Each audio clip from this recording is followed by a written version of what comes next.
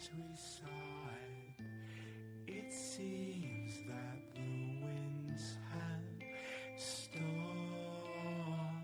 Tell my mother I am sorry and I loved her.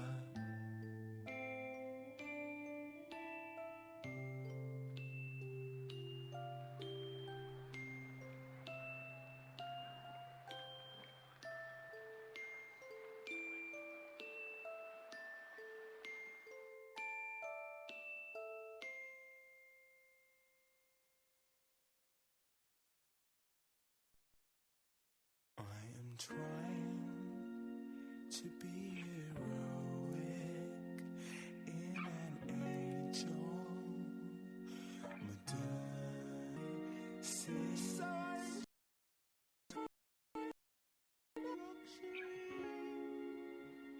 but in my heart, I am lukewarm.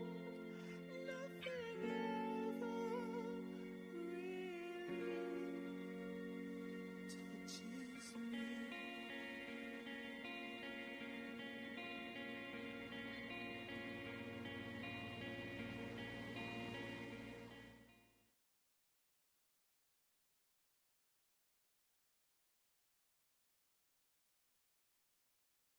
Hello, everybody. We're about to start this podcast recording live session. And because of that, we're going to need everyone to be absolutely quiet so that we can make sure this recording is really good.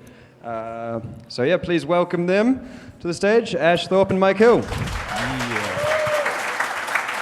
All right. Thank you guys so much. Can you guys hear us okay? Testing. Testing. Okay. We got to get pretty close to these things. Okay. Thank you for being here. Thank you to Industry Workshops for everybody putting this together. This has been a long time in the making, actually, so it's really cool to do it.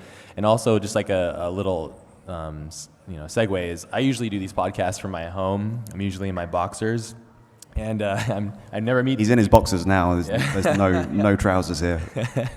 And it's really cool to be here in a public place and also be doing it publicly. We've done a couple of these before, but I feel like there's a completely different energy by meeting and looking at somebody and being able to have an engagement. So I'm really excited about this, actually. So thank you guys also for being here, and hopefully you guys enjoy this episode and everybody that's listening to it and future time and space and on the internet. So yeah, but also thank you for being here. No, pleasure. Thanks for the invite. Yeah.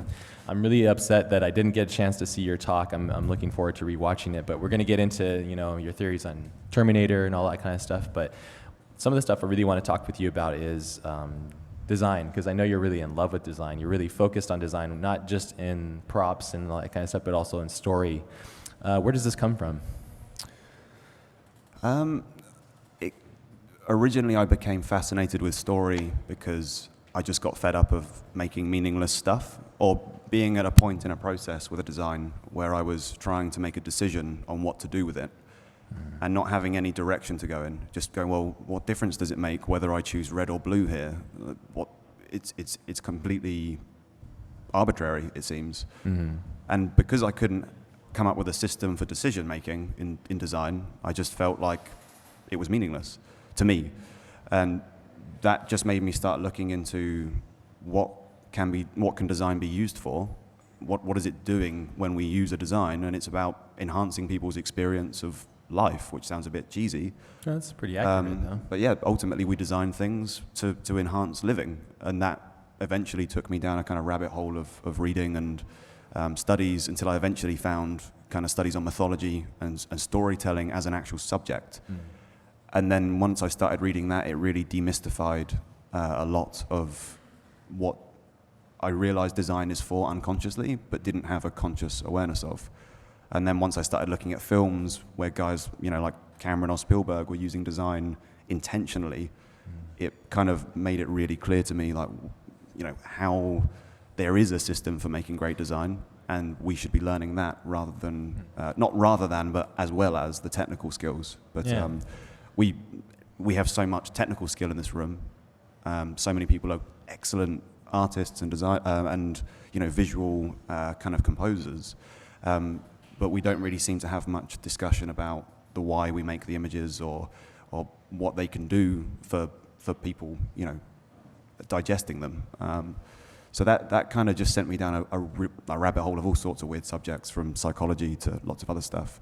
Yeah, you go quite deeply into it. I remember watching your last talk on contact and the chair design, the design of the chair, and how far you went down that rabbit hole. And that was a special film for me in my childhood, and I never really thought about all those details. Do you feel that when you go and study these things so thoroughly and so closely that it demystifies the magic of it? Because you know, you go as a child and you watch something completely oblivious to all these things, but you're affected by it. Do you think by studying it, it ruins it for you, or how is your experience now with it? I've noticed that when I look at films quite a lot, and I look at them very, very closely, and I've found that actually there's a disengagement at some point in your brain, that when a film is made really well, you cannot consciously pay attention to it for more than 30 seconds.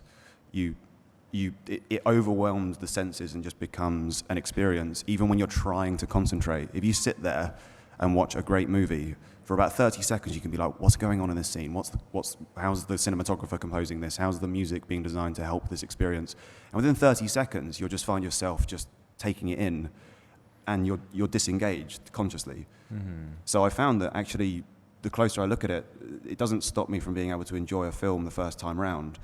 The only time that I cannot enjoy a film is when it's not made well enough to stop my conscious brain from going, why is that happening? What's that for? But great movie making doesn't allow that opportunity for your conscious brain to, you know, pull it apart, if that makes sense. Yeah. So I actually find that I'm getting more and more magic out of studying the films, because it's two sides of the same coin. On the one side is the experience, and it's beautiful, and you experience it, and it's great. And then you dig down underneath the surface, and you go, oh, that's why it's working. And that, for me, is like euphoric moments where I look at something I've seen 50 times, and then I'm like, holy crap, that's a really clear and like tangible symbol that they've planted here, that has completely gone over my conscious brain, or under my conscious brain, for the last 20 years. Yeah. And Terminator is one of those films that you just soak it up. And then when you look at it closely, you soak it up because it's so well crafted and so well considered and designed. And that's an exciting thing, to realize that Cameron has put that much love into it. Sure. So yeah, no, it doesn't take the magic away from me. That's cool. I mean, it kind of does for me personally. That's why I'm asking. I missed your talk, so I don't know exactly the nuances of it. I caught a little bit of what happened, but like kind of just you digging really deeply into Cameron's film. Do you think that, say, like a director, like let's use Terminator for example, and then James Cameron for example, as a director, me knowing a little bit about him, having watched documentaries on him and read his books and stuff, how intentional do you think it is, or do you think it's just instinct? Do you think that some of this stuff can be taught, or is it just something kind of, I feel like some directors just have that palate, that taste, and they have the ability to really just visualize it. They make a team that would make this thing happen. How intentional do you think a lot of that stuff is, or is that you reaching for, grasping for meanings that I've thought about it quite a lot, and I think that it's definitely a combination of the two. Yeah. I mean, the thing is, when a film is affecting you, it's using things that are interacting with your subconscious, which means that the inspiration for that decision from the director could be subconscious, because it's like the subconscious making a decision that permeates in the film. But I think it's a combination of two, because ultimately a director doesn't make the film by himself. He has to communicate to the production team what to put in the film.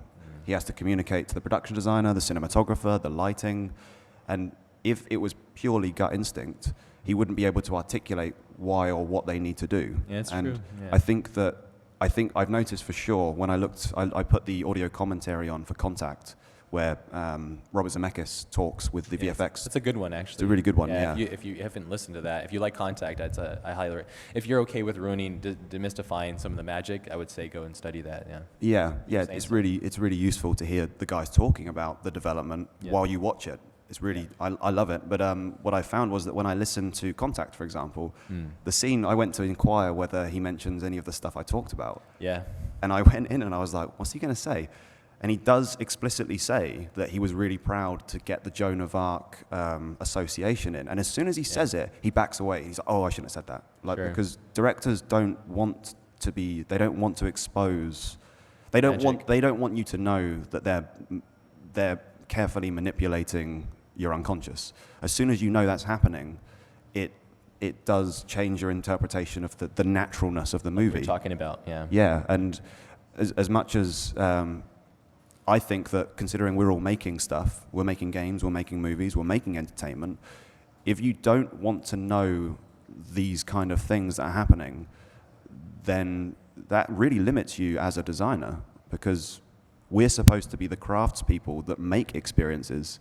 So to lock yourself away from understanding the underlying structure means that you can't really maximize yourself as an artist. So, you know, I have noticed that directors don't talk about these things, and when they do let something slip, they immediately, whoa, shouldn't have said that. Even Steven Spielberg doesn't do commentary, I think, actually, because his whole job, as you said, is to manipulate you, really. I mean, not in a negative way, in a great way. And I think any time that they will do commentary, it's really interesting about Fincher. I really study Fincher well because he's well documented. Same with Stanley Kubrick as well. I think that's why he's still relevant, besides the fact that his films are great and very unique and different, and they will constantly give you something new every time you watch it. But I think by the fact that they're being able to share it, but I think it's a double-edged sword, you know, like they have, you know, their film, and then they also have this thing, it's about the experience of making the film, and it kind of, for me at least, for me personally, it kind of destroys the art of the film in a sense. I'm okay with that because I'm not sure if I subscribe with ignorance is bliss, and sometimes it is, but I think with knowledge on film, because I love it so much like you and understanding design, I think it's just like, it comes with the territory, you know? So it's like the price that you pay, I guess. Yeah, I also think that these guys don't share these methodologies of what they're doing when they construct a scene or when they construct a film. Yeah. And I find that that's kind of sad, because I do think that a lot of our entertainment is substandard, because these really important components of experience building are not known. Yeah. And I think that if Spielberg was to let slip a few of the things that he's genuinely thinking about when he makes a film, that this could help revolutionize the way we make films. And I find it odd that the guy can actually, you know, apparently he made more money from Jurassic World than the studio did, which kind of makes sense of why he would greenlight it. But it's clearly not a film that fits with the value system of Spielberg.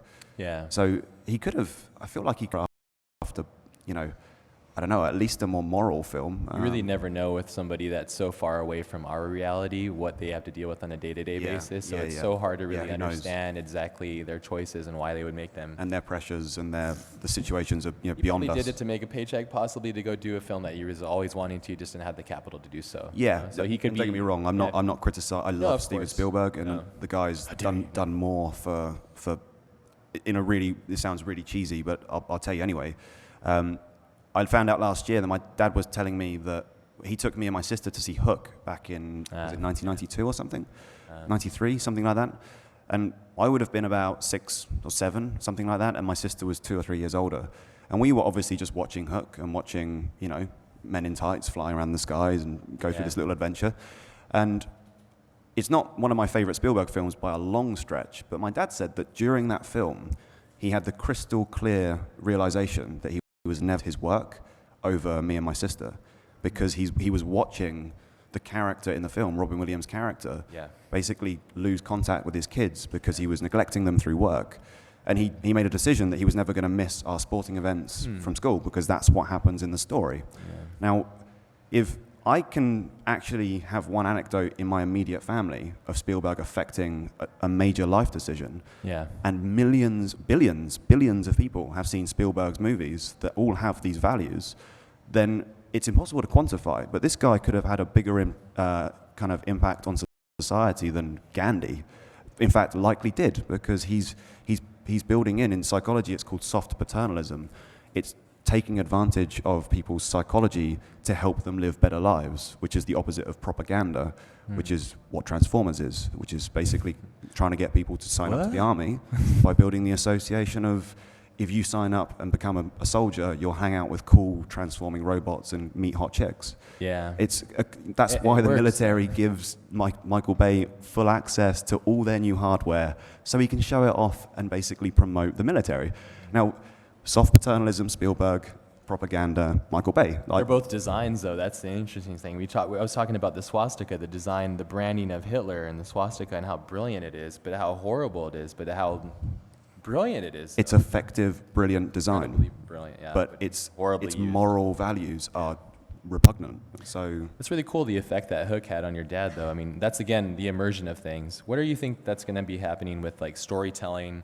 You know, there's been a lot of talk about like VR and all that stuff. What's your thoughts on VR and the immersion of storytelling? And what do you think that I always think that my daughter or her kids are going to look back and like, man, Dad used to go in the room, a bunch of strangers, and in the dark and watch movies and on a flat screen. And how old and lame is that? Like, what's the future? Do you think in storytelling and the value of that? Is it going to stay? And I haven't given a lot. I'm a bit of a hermit. I don't look at new things, and I'm not really good at like exposing myself to new things. So I still haven't tried VR. Oh, you haven't tried it? I sit at home, read books, and watch the same movie over and over again like a weirdo. So I don't really have I don't have much. Makes a good talk, though.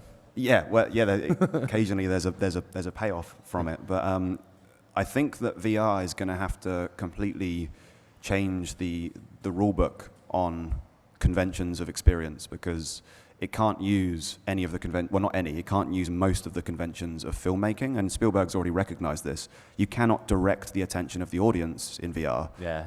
And that's a whole new challenge. It is. It's much more immersive too. Yeah. It's a whole new It's a new era. spectrum. It's Yeah. a whole, and the potential is massive, but it's a new language. Well, Pokemon Go is kind of like the beginning step of a somewhat AR game that augments reality, but it's also playable and active, which is interesting too, and it has a little bit of a story to it, like whether people know it or not. But I was just curious because I think there's something really interesting to be thought about with design in regards to design, where future of storytelling is, because at the end of the day, we're just storytelling apes basically and exchanging ideas, and stories have actually, I think you get deep into this, you probably know about this stuff, but the way our minds work, the way that we retain information, we can't just retain words. We have to have a story that helps us through things, and stories are what has helped us evolve. But right now it's getting quite weird because you have Transformers or something that's like completely frivolous, but it is a design still. But I guess it comes down to more or less taste and what your ambitions are, or what you get out of it socially. You don't watch any recent films? You haven't seen anything recent that you liked? No, I see the occasional film. I saw Mad Max just because I didn't get through the trailer, because I genuinely just didn't think it was. I just thought, oh god, another action film. Yeah. And I completely misjudged that one because people from all walks of life were going, dude, you need to watch this. It's great. Yeah. And watching that was like a revelation of that beautiful filmmaking that's really story driven, but unconscious story driven. I actually want to do a breakdown of it at some point, because there's so much hidden mythological themes in there that really hit hard that you would never consciously recognize. That's why everyone unanimously, even people like my mum, can watch a film like Mad Max and go, yeah, you know what, I enjoyed that. It's a bit universal, yeah. And wait until you get down to that rabbit hole and find out the production and how it was made, and the editing room, and just the many films it was, and what it was going to be. Yeah, it's really interesting. Yeah. We talked a little bit about design. I'm curious to hear about your thoughts on taste and style. What makes an artist taste, and what makes style to you, in your mind? I don't think that style is something that can be consciously gained. I think it's an emergent property of just training. And for some reason, this is gonna sound so ambiguous, and I'm aware that it always sounds a bit weird when I sort of say something like abstract, but I think that style is the after effect of a process rather than an ingredient in the process. And I think that style, if the core values that you put into something, if you follow a really nice functional process about what you want to achieve and why, and you know why, then what will happen at the end is something will have a certain style by default. But I personally try and avoid any decision making in my work that that is stylistic, for example. So decisions that I make will be, I don't know if you guys saw Tobias Manowitz's talk. Yeah, so he talked about intrinsic design theory, and he kind of introduced me to this theory a couple of years ago, and it was really important for me to learn that concept of intrinsic design theory, core values, and then let those core values be like the commandments for your process.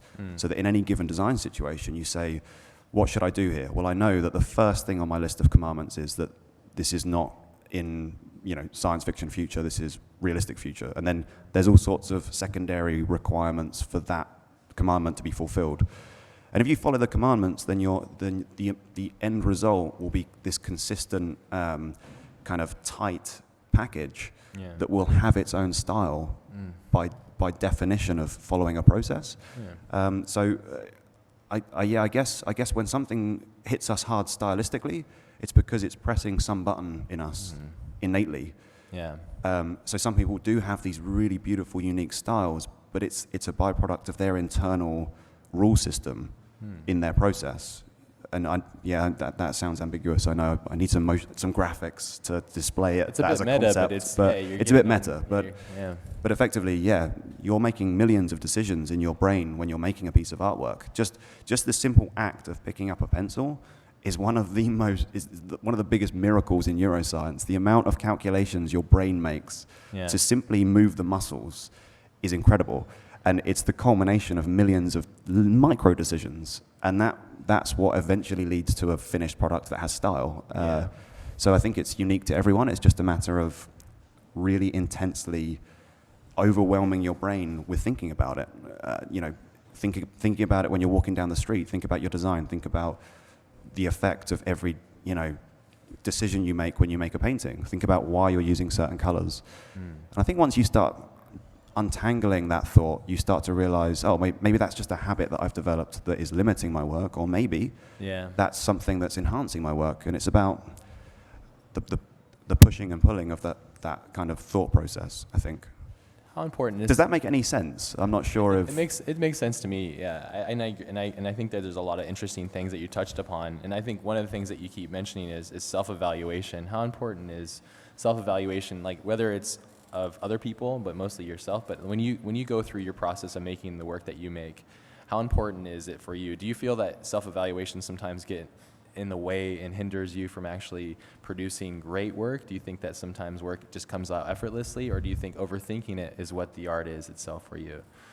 I think different people have different responses. Yes, I put everything that I've consciously tried to improve in my work has been a process of brutal self-evaluation, where I look at decisions that I make and I go, that doesn't feel right, or it's not right for a logical reason, or it's not right for an emotional reason. Yeah.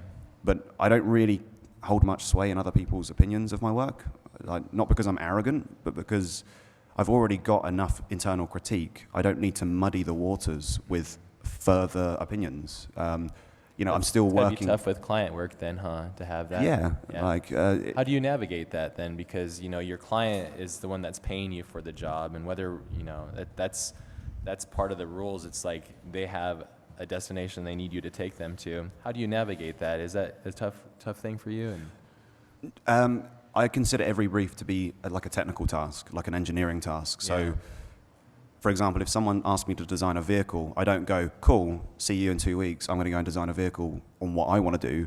I will literally go around each department and I'll say, well, what's your investment in this? What kind of limitations do you have with rigging for, the various parts? Like, go to gameplay. What exactly do you imagine the player seeing when they're in the cockpit of this vehicle? And finding out all the gameplay requirements, all the animation requirements, all of the logical requirements, like what is a vehicle going to do?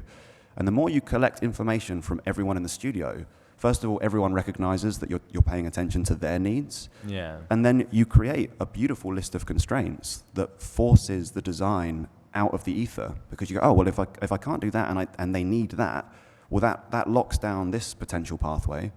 So effectively what I'm doing is not generating ideas. For example, I don't do thumbnails and I don't do variations, and I tell clients this, and some of them are very resistant to this. They're like, "What? You're not going to make variations?" And it's like, "What? I'm just going to punch wildly in the air and hope that one of these is good." Like, I think the other way to do it, which I think is more productive, is to systematically find out every functional requirement that every department needs, and then narrow it down to one design. And if it satisfies every department, then you've succeeded. So, and if someone has an linear process, huh? Yeah. So recently I did some stuff for Call of Duty, for the new Infinite Warfare, like a vehicle, and it was the first design that came out was the finished design, because I went through and found out what every single person needed from the design, gameplay, animation. Is that kind of like a design by committee, or no? Is it more like, because you have your intention and where you're going for? Okay. Yeah. The committee establishes all of the needs. Okay. That's what a committee is. That's like a really detailed brief, basically. Yes. So you're kind of using that as a brief to basically help you articulate your decision making through the design process to get to the final result. Okay. Yes. So the committee is great in a design process for establishing all of the rules of what you need to achieve. I think design by committee through the process is really dangerous, because everyone, you get programmers coming in and sharing their opinion because they watched Battlestar Galactica at the weekend and they think the project should move in a new direction. Battlestar Galactica, it's valid. It's like, what? It's like, dude, like, do I come in and tell you that I don't like the number 7, therefore take it out of your code? Yeah, you could. I wonder what Call of Duty would be without the number 7 in the code. Yeah, there you go. It'd be an interesting experience, but. No, I'm really.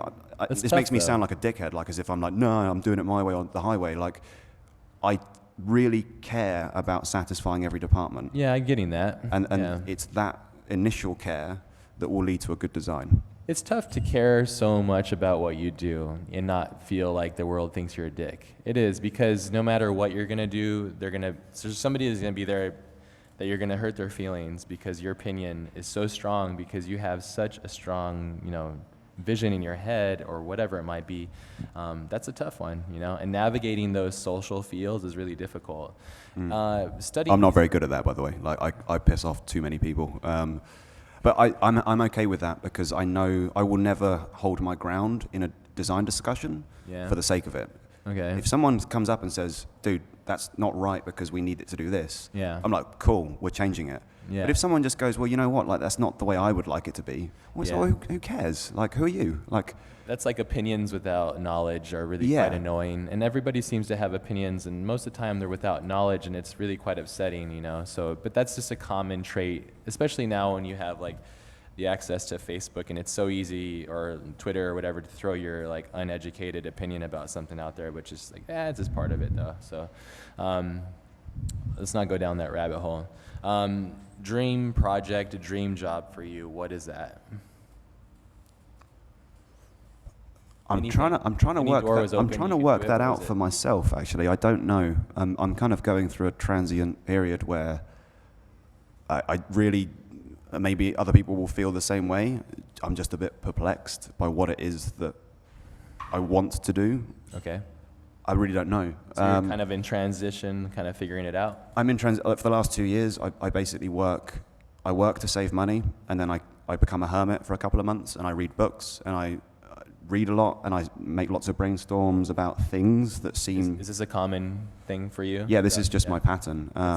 So every 2 years or so, you kind of disappear for a little bit? Yeah, pretty much. Like, well, more frequently. So I do a 3-month work project, and then I'll... A sabbatical then. Cut my costs and be a hermit for a couple of months and study. And I don't know where it's going, but something's emerging, like the talks, for example, that I've been giving, which I really love giving because it makes me learn in order to try and explain something. Yeah. It forces you to realize that you don't fully understand it, actually. 100%, yeah. So I'd actually recommend to anyone who's learning stuff, just try and imagine explaining what you know to somebody, and suddenly you realize that too. Suddenly you realize engage them. Yeah, totally. Yeah. So right now I'm just trying to express things that I think I know, theory. Yeah. And while I'm doing that, things are emerging where I'm like, maybe I could do this, I've had some really nice contacts from studios who've watched me talk about film, and I've actually asked about can I talk to their story writers and help them, So there's something emerging where I'm like, maybe this is the direction I'm going in, but I don't know. I'm kind of directionless at the moment a little bit. Just maybe other people feel that way too. you know that you've got the energy to do something, Yeah. but you don't know where to put it, you know? Sure.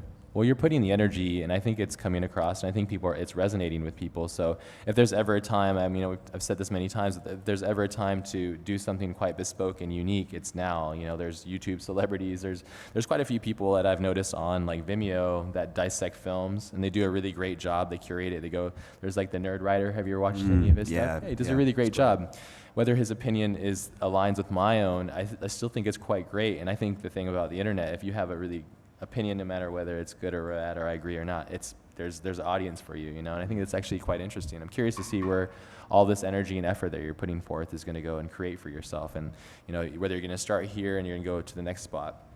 One thing I want to talk to you about too is a conundrum that I find myself in quite a bit as well, and probably some people in this room and everybody that's probably listening to the podcast is the conundrum of really having all that love and design and passion for something, but then working on something and realizing that it's just not, it's never going to go anywhere with that. You're never going to be able to put all that stuff into it. How do you, I mean, we kind of touched on that in the last couple of questions, but how do you kind of navigate that? Like, have you always been like this? And like when you started to do, you know, designs and games or whatever the projects you're working on, did you have a struggle trying to figure out a way to like insert yourself and put your, you know, your passions in properly? And like, how do you navigate that? I found that just even when you don't have a strategy and you just dig in deep and just work, and this sounds like one of those well-worn cliches, but for the first 5 years of designing stuff, I was just in Max, helplessly moving around it with no clear direction. But none of that time was wasted. During that time, your brain is learning stuff about abstract patterns of how to use the software and stuff like that. Yeah. I found that only recently do I feel like I don't understand my direction, but I understand a lot of the design theory, which is the result of years of just experimenting and being consistently devoted to being in that screen. I know this isn't a helpful thing, but it's the truth. Like when you spend a lot of time, if you become obsessive and you will learn stuff. And I'm extremely obsessive. Yeah. Stanley Kubrick was extremely obsessive too. I don't know if he's well documented to be extremely obsessive too, and whether that makes his films better or not, I'm not sure really what it was, but I think there's something about it that I think most people are attracted to. That even obsession is a part of a human trait, you know, to really dig deeper and further. There's Guillermo del Toro says it pretty perfectly in one of his commentaries. I can't remember, it was like from Hellboy or something, but he said, and I believe this to be true, he said, no matter what it is, religion or whatever, anybody will find their own self-truth, you know. They'll find a way, whether it's, you know, there is such thing as like the chupacabra, you know, like people will just make that happen. You know, it's like it's a true thing, or ghost or anything like that. So even with art or discovering art, or like, you know, like I was hearing you're going really deeply into, you know, your process of analyzing Terminator, for example. What is one of the things that really stood out to you as being like a very powerful moment where you're like an aha moment, kind of like the chair in Contact? What was that for you in the Terminator? The first moment where I realized that there was all sorts of stuff happening in the visual design of a film that was really, really intensive but seemed incidental is actually Batman Begins. Oh, yeah. There's a scene, it's one of my, I really love it, I think it's a beautiful scene. It's effectively Bruce as a young boy, he's just watched his parents die in the alleyway. Yeah, it's a big moment. It's a big moment, and it's a massive moment, and the shot basically ends looking down the alleyway, and he's on his knees with his parents, and then it cuts to the inside of a police station. And we're looking out through the reception, and there's the photographers trying to get photos of Bruce Wayne, you know, the son without, the famous son of Gotham. And he stood there clutching his dad's jacket. And he's just stood there, and he's afraid, and he's in his little tuxedo because he's been at the theater, and he's afraid. And then a policeman comes in and sort of just comes down on one knee and is like, you know, really sympathetically, you know, are you okay? Like, it's okay, you're safe, it's fine. And then he says, is this your dad's jacket? And he goes to take it, and then Bruce, like, clutches it harder. And then he says, like, it's okay, son, it's okay. And he takes the jacket, and then he puts it around him like a cloak. Yeah, yeah. And then he's like, it's going to be okay. And then the commissioner comes in and is like, Gordon, like, get out of here. And you realize that this is Lieutenant Gordon, who is going to be like a father figure to Bruce and an accomplice in the future. And what is he doing? He's giving him the cloak of Batman, which is his father's jacket. Yeah. It's this symbol of like foreshadowing of what Bruce is going to become with the support of Gordon. It introduces you to Gordon in a way that's completely natural. It's just him being a nice guy. Yeah. And it tells you what Bruce is going to become, and you don't notice it. Yeah, I Because didn't it just notice seems it. like an It's- incidental moment, and It's you know a very he natural wraps it, moment, and it's though. like, you know, Yeah. he's just protecting and fatherly, and it's just there's so much happening in that. Yeah. That's just the gesture is so symbolic. Yeah, it's very symbolic. Yeah. Yeah. I didn't really think about it until like that's the thing that's quite interesting about getting to know you and what you're talking about is like there's these little moments where you're saying, and I'm going through the process of rewatching it in my mind and my memory and going like, wow, I didn't even think about all that context that was happening there. It's just I was feeling it through the storytelling, and after I'm done with that, watching a film like that, I'm like, wow, there's a lot of depth and interesting things that are going on. Similar to say like Drive, for example. Have you watched Drive? Yeah. There's a lot of interesting like hidden context that's happening back and forth, and the way the camera is set up and all that kind of stuff. Yeah, totally. There's a lot of depth and layers into that, and I think that that's a great moment too. Are you thinking that Chris Nolan was cognizant of that and Absolutely. 100% intention? Yeah. Like you see different directors have different qualities, and I started to think about this quite in depth by looking at it through the neuroscientific lens. And what Nolan has is an abundance of, to put it into terminology which is going to sound very bit lofty, there are three parts to the brain, which I talk about in the Terminator talk. There's the reptilian complex, which is the oldest yeah. part. There's the limbic Lizard system, brain, yeah. the social part, which is the emotional part. And there's the neocortex, which is the systematic, abstract thought and pattern solving and creativity. And it's rational. And you can actually feel in Christopher Nolan's movies that he has an excess of the reptilian complex, the action, and he has an excess of the neocortex, like puzzle solving. But his films often are referred to as feeling a bit cold, like unemotional. Yeah. Generally speaking, there's a bit frostiness to him. I mean, he's changing over time. You know, like Interstellar became very sentimental, but actually the sentimentality was very, very implanted. Yeah. And it didn't happen naturally through the flow of the film. It was just Yeah. like occasional moments of intense emotion. Yeah. And I think with Nolan especially, he studied literature at Cambridge, and he's a really smart guy. He's definitely versed in Jungian psychology and these principles of symbology. But I think he uses them more like systematically than emotionally. Whereas Spielberg, I think, is the kind of feeler who's like, it feels right to have. Yeah, if Spielberg did that scene, he might not be fully aware that he's doing it. But I think Nolan is very systematic. He's every scene. And obviously the writer as well, but every scene is considered with Nolan like a scientist analyzing It's very a petri analytical. dish. Yeah, it's very well planned. Whereas, Yeah. you're right. I think even with like Spielberg, for example, I'm very forgiving with Spielberg because he's so immersive, and there's a lot of like inconsistencies in shots and placements and all that kind of stuff. But I don't care about that because he's taking me on a journey, and I'm okay with the fact that there's flaws there. It's okay because I'm enjoying the process of it, and I think that's one thing that's quite interesting in comparison to say like, Nolan that has a completely different palette, Is there a modern day director that you really admire? I really like Denis Villeneuve. Yeah? Yeah, Denis Villeneuve. Yeah. Because he's like the only director in Hollywood that is making films that really stop you in your tracks and make you think and leaves a resonance in your head for days, I don't know if you guys have seen Prisoners. Really recommend it. Some guys have seen it, but really recommend watching that movie. There's some weird logic in there, but the movie has some really powerful moments. It got me as a parent. It really it stole me really easily because it's a very easily to get emotional. If you have kids, it's like don't watch it if you have kids. 'Cause it's like the worst experience to go through. But at the same time, it's really Jake's so good. Gyllenhaal is just incredible. Natural charisma. But what I love about Villeneuve is that he's putting extremely challenging moral dilemmas on the screen that make you question yourself. That's that you great. go, Christ, what the hell would I do in that situation? Would I have integrity, or would I crumble and do something horrific? Yeah. And we don't know the answers to those questions because we're not tested in daily life in moral dilemmas. Yeah. The biggest question we have is, should I go to Starbucks for a coffee? How much milk in the coffee and yeah. Yeah. So to be confronted in a cinematic experience with a real situation that makes you question the kind of person you are. He does a that's great job that's at a that. high art form. You know, Yeah. it takes a lot to do that. Really recommend that, by the way. Prisoners, Sicario, Yeah, Sicario's Enemy. great. We should talk about Sicario. Enemy I really liked, and that's a film that I think not a lot of people have seen. I thought was really interesting. I actually have the book. It's based off of a book.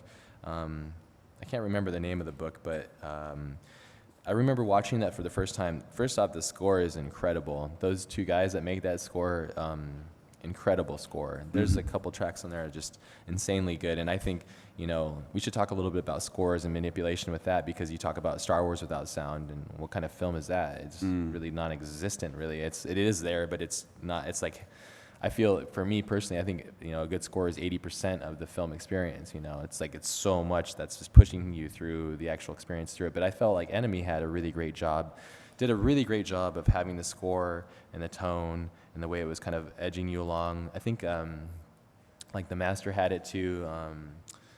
There Will Be Blood as well, Johnny Greenwood and all that stuff. But let's talk about Enemy. What was your take on Enemy?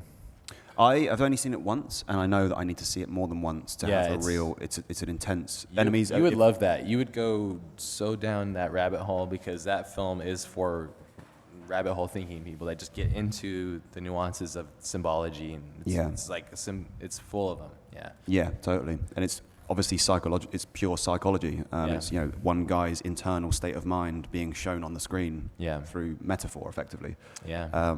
But it's. I found it very intense and unnerving. Yeah. And some films I actually have to turn off halfway through, take a walk or something. Like Under the Skin made me actually feel like a bit sick. I don't know why, because nothing. It's really sickening. Honest, it was really it affected me, and I don't know why, and I haven't analyzed it, but something. Have you only watched that once? Sorry. Have you only watched that once? I only watched that once. Yeah. And That's cool. that's something to keep in mind. If something's affecting you emotionally, Yeah.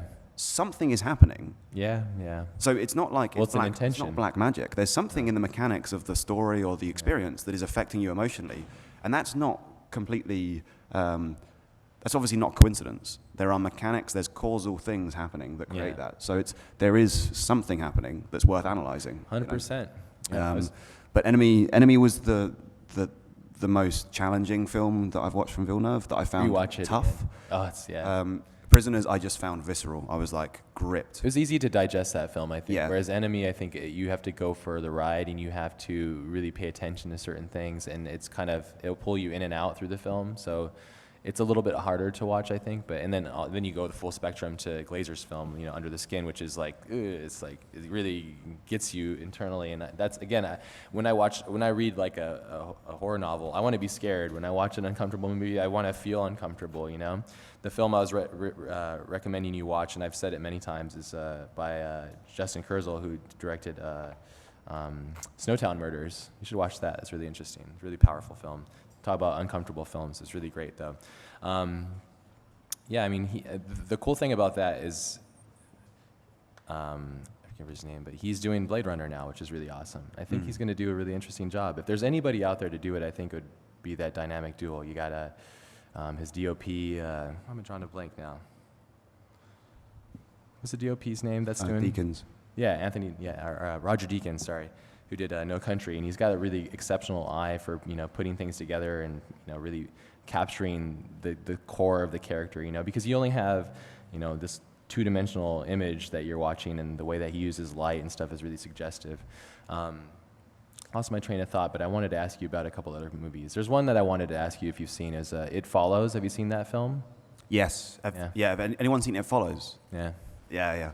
Really recommend that. And that's actually, I've spent some time analyzing that a little bit. Tons. There's lots of stuff. really. Tons. It's one of those things where you watch that film the first time and you just watch it and take it in, but then analytically, once you realize the subtext, it immediately makes sense, and you're like, oh, this is what every creative decision is influenced by this subtext. 100%. And then you just go, oh my God, it's anchored to something so personal. And it's so personal and actually quite simple, but that's what makes you like that film. For me, at least, I watched it in the theater twice, I think, and then I've watched it about 5 times since then, because I think horror is really hard to do, and just like comedy is really hard to do, because they're so they have to lock on to a certain expression that you get after the experience is done. And I think it's really difficult to make a good horror film because of that. Because we all know sitting in there, like, we're watching a horror film, so we have this preconceived notion that we're going to have, you know, a jump scare or something like that. And I think it's really difficult. And I felt that he handled that quite well. I'm really excited to see what he does next because, yeah, as somebody that enjoys, it was uncomfortable and there was weird moments that it was like, but they also had like the Home Alone moment, and there, you know, it's not perfect, but it's I think it's still great too because the build up and everything. Sorry, spoiler alert if you haven't seen it. Go watch it though; it's really great. Lots of movies have the Home Alone moment. You notice that? I haven't actually. James Bond had the Home Alone movement. What's the one that's before the last one? I'll have to look out for it. I hadn't noticed it consciously, but I was gonna take that film and then I was gonna cut it and then I was gonna put Dim.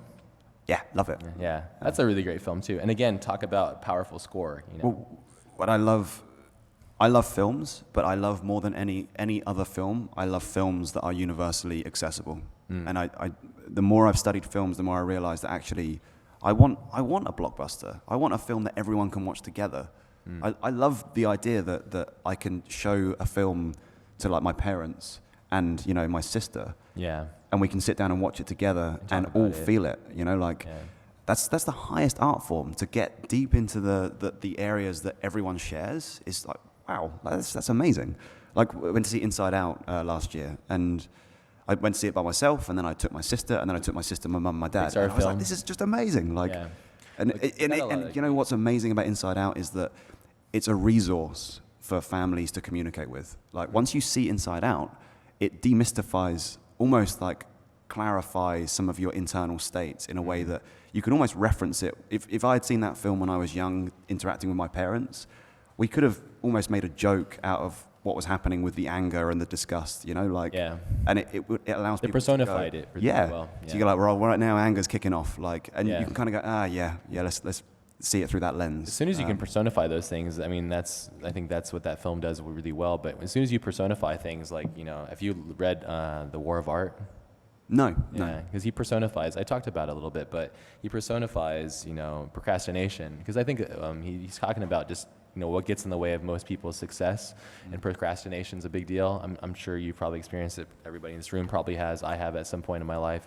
But, you know, like what Inside Out does, like for example, personifying anger. Like, oh shit, I have the anger guy. Like he's Yeah. But He's once kicking off. you imagine it and you manifest it, you go, oh, okay, well then I have power over it because it becomes a caricature of my own making. You know? So then you can go ahead and manifest it. But do you have a favorite Pixar film that you like? I think I love Inside Out because it takes a really complicated subject and makes it accessible, and I think that is the highest achievement Yeah. of a mainstream film. Pixar does The that a lot. Incredibles is obviously amazing. Yeah. Um, Incredibles is a animation masterpiece in my opinion. Yeah. I wouldn't change a frame of that. I think that's Brad Bird's best, even though Iron Giant's quite amazing, but I think Brad Bird just like smashed it with that one. It's just incredible. Did you like Wall-E?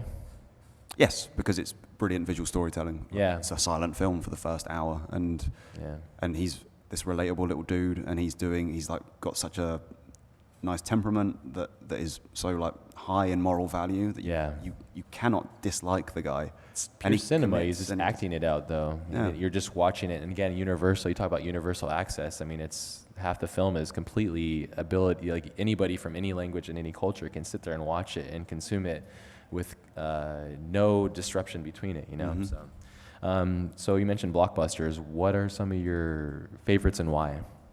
Favorites Yeah. of all time? Yeah, just some that really stand out to you. The ones that I've watched the most repeatedly for years. Terminator. Terminator 2, definitely. Just two, not one. Terminator 1 I really enjoy. Terminator 2 it just hits on every level. Like whenever I put it on, I just can't. I have to watch it. Down there. Yeah, or just the opening sequence, like with the music. As soon as I hear the music, I'm Yeah. literally like paralyzed by just like all sorts of fuzzy feelings. It's just Yeah. amazing. But Terminator 2, Jurassic Park, I obviously love. Batman Begins, I've watched a lot. Yeah. That was kind of my introduction to becoming obsessed with film.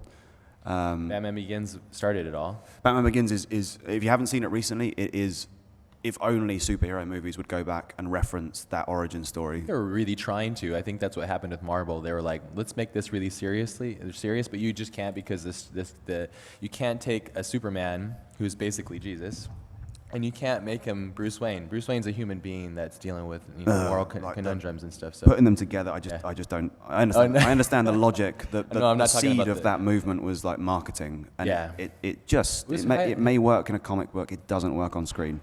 Yeah. But the issue I have with these reboots is that they copy the surface attributes, so they use one buzzword. Let's Yeah. make it dark. Sure. But they don't know what dark means as a Yes. construct for the screenplay. Well, dark is, the absence of light, but you need light to make dark Yeah. dark, so you have to have both. When you also need the issues that are in play in Batman Begins are deep psychological issues of a boy who's losing his parents and Yeah. growing up with the guilt of feeling responsible for them, and then implanting that conundrums. responsibility into Gotham. Yeah. And it's him, a corrupted psychological man, which is why he's divided. He's a schizophrenic. Yeah. He's a goddamn guy in a bat suit, and the other part of the time he's a billionaire. Yeah. Like, it's a psychological, disruption. Yeah. Just to put a new guy in a bat suit and then have it shot with a really grainy, dark tone doesn't make it a dark film. It's just pure. This actually goes back to the style issue. This is why I don't like style, because style is easy to identify and it's easy to try and imitate on a very shallow level. You can imitate a great artist, but it will never be right because you don't imitate all of the underlying issues that the artist brings with their process. If you just copy the surface, it's meaningless. It's just meaningless shit, basically.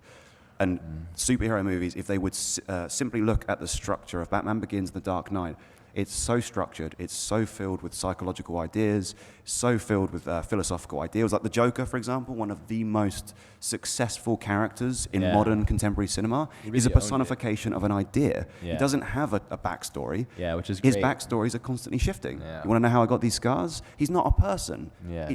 Even when they capture him, like, what did you find on the guy? Well, no fingerprints, a custom-made suit, and pockets full of knives. Yeah. He isn't a real person. He's a mythological ideal personified. Yeah, even when what's Bruce's butler's name? Alfred. Even Alfred tells like the backstory of the crazy stuff in war, where the guys just wanted to be evil, know, and it's just kind of supporting the idea that some people just are dark and they're just that's what it is, and it's supporting it again, and so that Bruce is like, I've never faced anything like this, so it's constantly kind of ripping at his character and stuff, and really. Again, through the film process, it's supporting who Bruce is, why he acts the way he does, and you're absolutely right. I think, style it's a facade that you think is there, and this is a conundrum. Probably a lot of people in this room and people are listening are going to be upset with me for saying this, but there's that show, Stranger Things. Have you watched that show? I haven't seen it. Yeah. I'm not going to see it. Okay, I won't say anything about it. I haven't seen it, but I got the impression immediately. And I realize I'm coming off as an ignorant dickhead.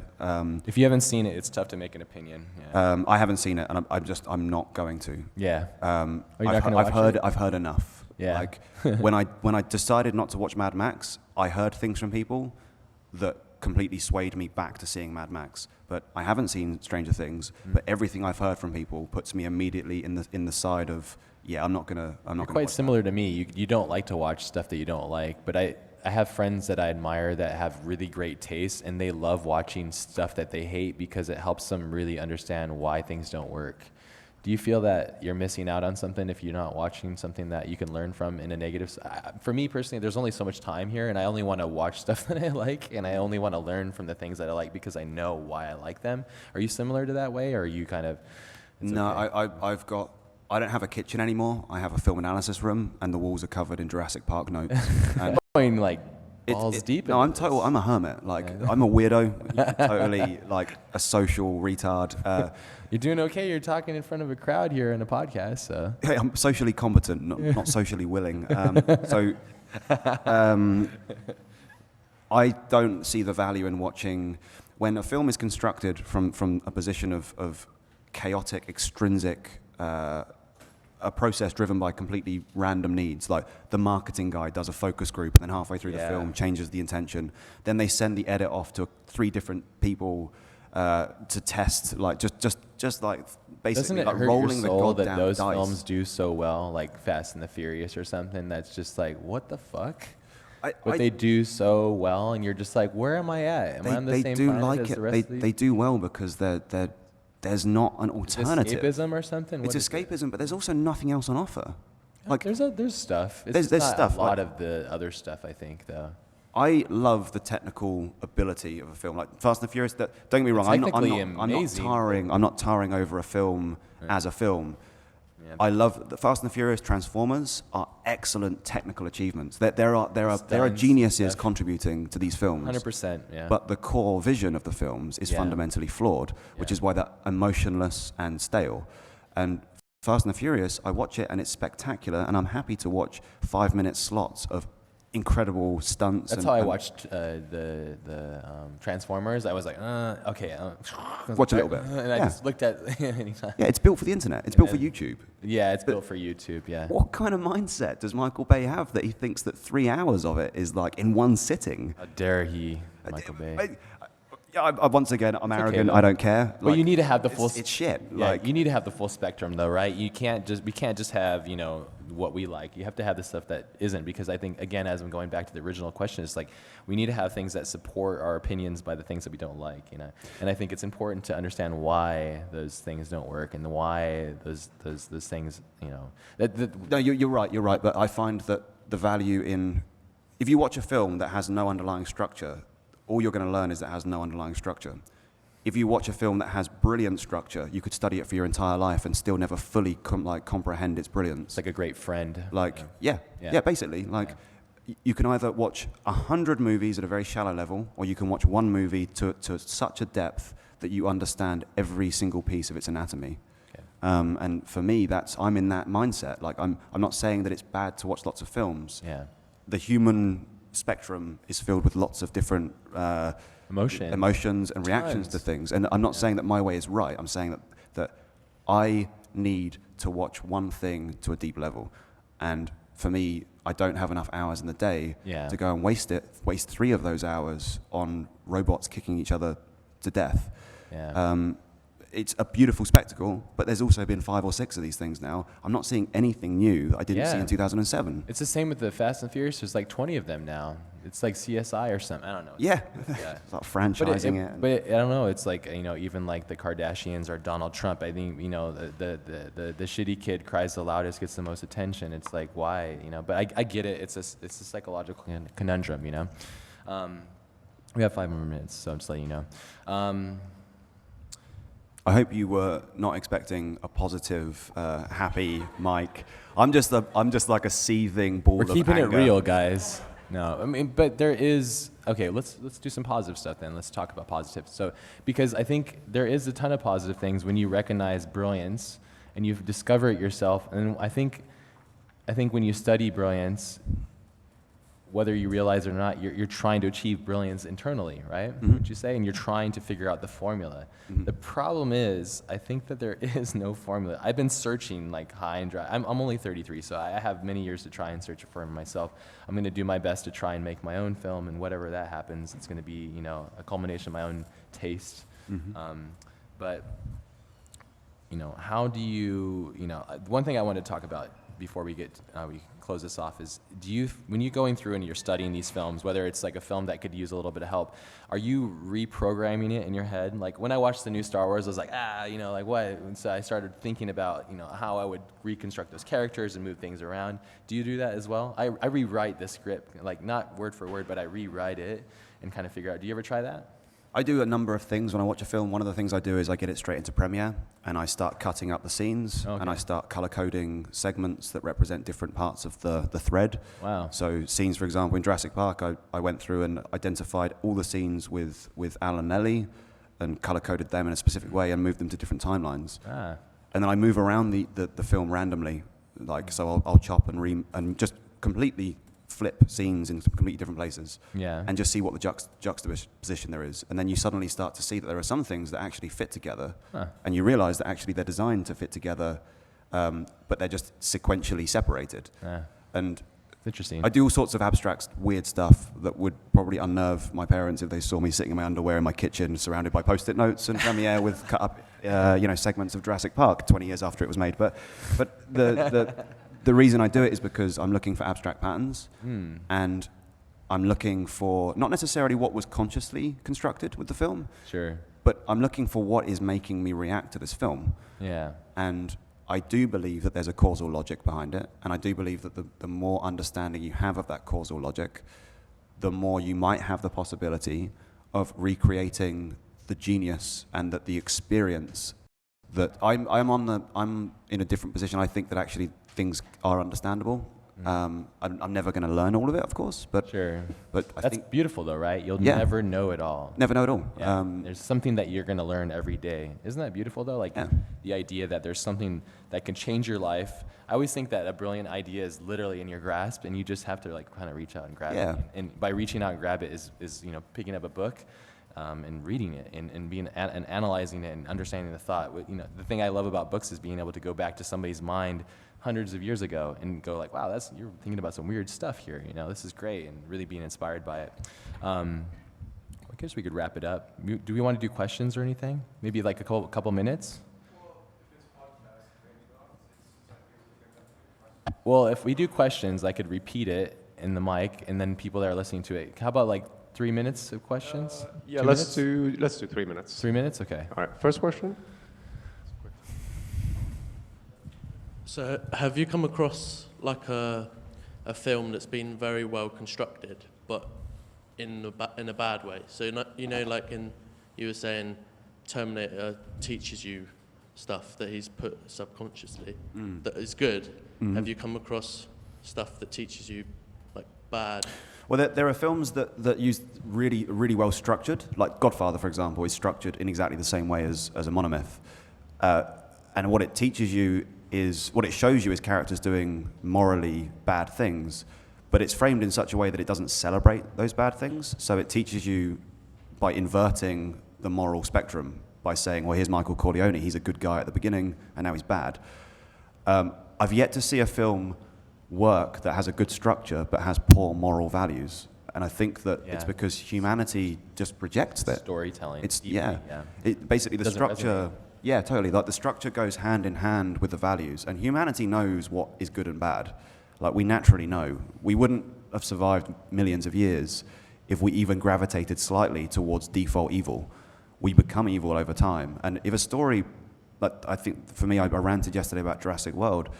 The reason that people don't feel much in there is because it's structurally fine. It's got really nice special effects. It's visually stunning. Great CGI. But ultimately, it's truly heartless. It's got no moral value. So many of those films are. They're completely lacking in social fiber. And because of that, you don't feel anything. You don't feel bad. You just feel empty because the moral core isn't being stimulated. Yeah. I don't know if that answers the question, but, Yeah, it does, but I think you can structure things really well. You can make an art form out of a film, but if it doesn't have the right values, then the structure's useless. Yeah. So, yeah. I second that. Hi, thank you, first Yeah, you're of all. Speaking of films you could study forever, I think a good example are Miyazaki films. Yeah. What are some of your favorites, and do you have Brilliant. like a take on it that you could... You can take this because I've only seen Spirited Away. Oh, really? That's a Miyazaki film? Yeah. I loved that, by the way. I thought that was You like should watch really amazing. Mononoke. Yeah. That was beautiful. I don't have anything They're I don't know so good. much about it, but it was cool. They're Like, so layered. You should go another rabbit hole. Like they're so layered and there's so much depth to it, and you really understand the love that he has. He actually made a documentary about his process recently. I think it's like the Kingdom of Dreams and Madness. I think it's called. Yeah. Some people are nodding. I think that's it. Okay. One of my favorites is his first film. It's Lupin. I guess I say the Castle of Cagliostro. I love that film. It's freaking so good. It's pure entertaining, brilliantly done, old, but it's awesome. And it's again, you're seeing a genius do what that genius does, and nothing beats that really. It's just I guess we can relate it to like other scientists trying to understand Einstein's mind and how he came up with relativity or something. You're just trying to figure out, well, how did this guy do that? And it's the same thing. Your pursuit of understanding, the genius mind behind things is. Try and measure yourself against people that are truly great. Like that's the ultimate way to learn is to recognize that you're like, these guys are incredible. It's awesome. And how can you learn from those guys? Like, I think being action oriented and just doing what you do and following your passion and just being your life, whether like you talked about earlier, like, you know, if there's a million people butting heads against, but you have your direction, it's like, fuck, that's your opinion, you know, like if you have it, just go with it, you know? So and it sounds like you don't need help with that though, you got it. So And that with it? that, I have to thank you everyone. We're a little bit that over it? time. Yeah. Thank you guys. Coming up next is this gentleman here, Titus. Don't miss his lecture. And across the other lecture room, we have Alexander Pasenko. Awesome. So stick around. Cool. See you Thank you. guys. Thank you so much.